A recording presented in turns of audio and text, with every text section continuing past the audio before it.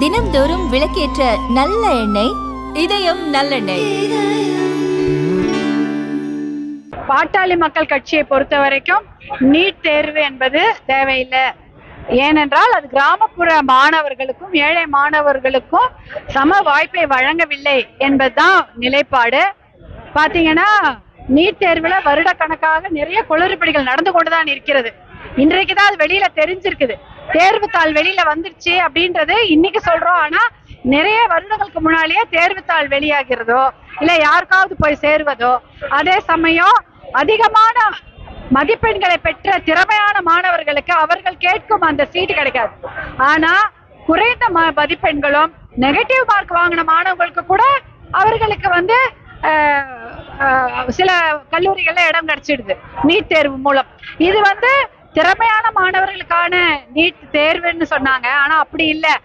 யாருக்கு அந்த சமயம் லக்கு கிடைக்குதோ அந்த சமயம் அப்படி அவங்களுக்கு சில சமயம் அப்படி போயிடுது. அவங்களுக்கு இந்த சமயம் கடந்த வருடம் அவங்க எக்ஸாம் எழுதியிருப்பாங்க, அவங்களுக்கு கிடைக்காது. அடுத்த வருடம் அவங்க எக்ஸாம் எழுதியிருப்பாங்க, கம்மியா மார்க் வாங்கியிருப்பாங்க, ஆனா அவங்களுக்கு கிடைச்சிருக்கும். இப்படி எத்தனையோ விஷயங்கள்ல நிறைய குளறுபடிகள் நீட் தேர்வில் நடந்து கொண்டிருக்கிறது. அதனாலதான் தமிழ்நாட்டுல நம்மளும் நீட் தேர்வு வேண்டாம்னு சொல்லிட்டு இருக்கிறோம். 12வது பொது தேர்வே போதும். எத்தனை முறைதான் மாணவர்கள் அவங்களோட தகுதியை நிரூபிச்சுக்கிட்டே இருப்பாங்க.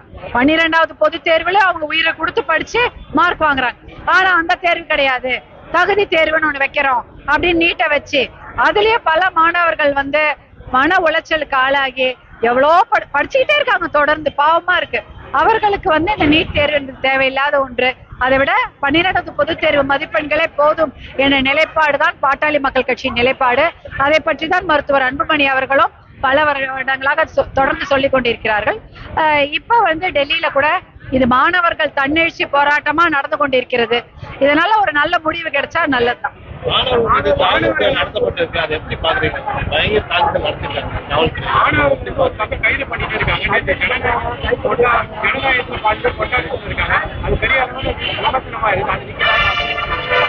அதாவது எப்பயுமே ஒரு போராட்டம்னா கைது நடவடிக்கைகள் நடக்கும், ஆனா அத்துமீறல் நடக்க கூடாது. எல்லாரையும் இப்ப யூஸ்வலி பாத்தீங்கன்னா ஒரு போராட்டம் செய்தா எல்லாரையுமே வண்டியில ஏத்துவாங்க, ஒரு இடத்துல அடைச்சு வைப்பாங்க, திருப்பி சாயங்காலம் விட்டுடுவாங்க. அந்த மாதிரி விஷயங்கள் நடந்து கொண்டு இருக்கிறது. ஆனா மாணவர்களுக்கு என்னன்னா அவங்க படிக்கிறாங்க, அவங்களுடைய வாழ்க்கை பெரிய கேள்விக்குறியாயிடும். கேஸ் போட்டாலோ அவங்கள கைது பண்ணி உள்ள வச்சாலோ அவங்க மேல் படிப்புக்கோ அவங்க வெளிநாடுகளை போய் வேலை செய்யணும்ன்ற போதெல்லாம் அது மிகப்பெரிய பிரச்சனையை உருவாக்கும்.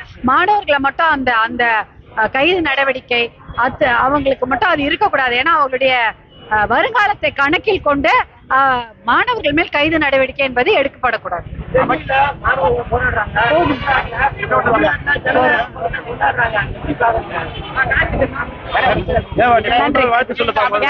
இன்றைக்கு நம்ம நலத்திட்ட உதவிகள் வழங்கி இருக்கிறோம்.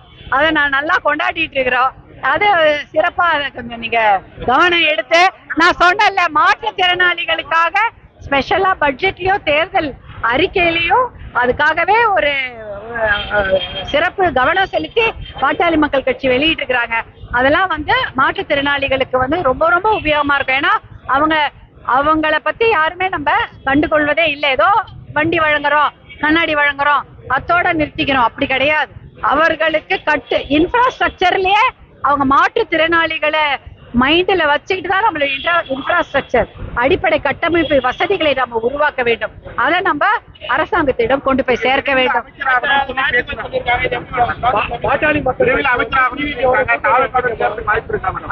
நன்றி.